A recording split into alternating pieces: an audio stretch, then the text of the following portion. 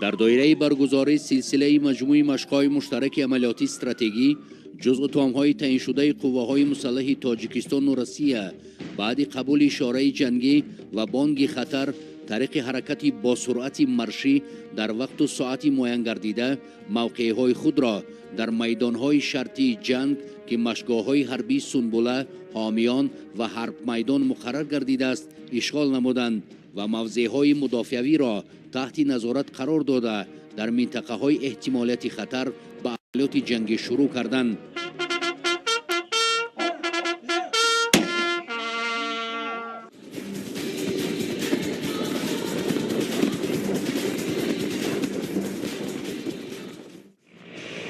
در دایره تشکیل و براه ماندن عملیات جنگی در دامنکوها و منطقه های مسئولیتناک سرحدی که احتمالیت تهدید خطر و عبور غیرقانونی مرزهای دولتی وجود دارند در بلندی های مسافه شان گوناگون توسط چرخبال های حربی و نقلیاتی، دسنت فضای تاکتیکی و دیگر جزء تام های تعییناتشان مخصوصی تاجیکستان و روسیه طریق جهیدن و با واسطه پاراشوت ها فرود آورده شدند.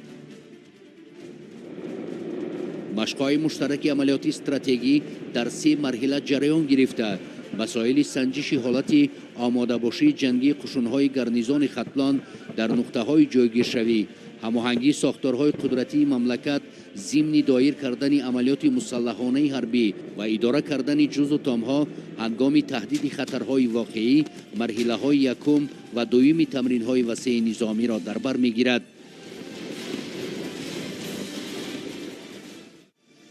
در مرحله سیوم طبق طلبات اشاره جنگی و نقشه برگزاری جمع آمد مدافع حدودی و مشغولیت‌های آمادگی سفربری در هر یک شهر و نواحی حدود ولایت خطلان با نظرداشت شماره اهالی، قواهای احتیاطی یا خود شهروندانی در قید کمیسریات‌های حربی بوده، تکنیک‌های خواجگی خلق و دیگر لوازماتی که برای در سطح لازمه تشکیل نمودن این چاره‌بینی مهم نظامی ضرورند در نقطه‌های معین شده جمع‌شوی گرد آورده شدند. این همه به آن خاطر است که در صورت تهدید خطر واقعی به دولت و تا آن زمانی که قواهای اساسی مدافعی بر ضد دشمن برون مرزی می جنگند در این مدت از حساب ذخیره احتیاطی شهروندان وزواد و روتها و بتالین ها تشکیل کرده شده آنها نیز به هیئت قواهای مسلح جمهوری تاجیکستان شامل کرده می شوند. جریان برگزاری تمام عملیات ساختار و مقامات به مشق‌ها جلب گردیده و آموزش موضوعهای به آن پیش بینی شده از جانب ستاد گنرالی قواهای مسلح جمهوری تاجیکستان نظارت و اداره کرده می شود.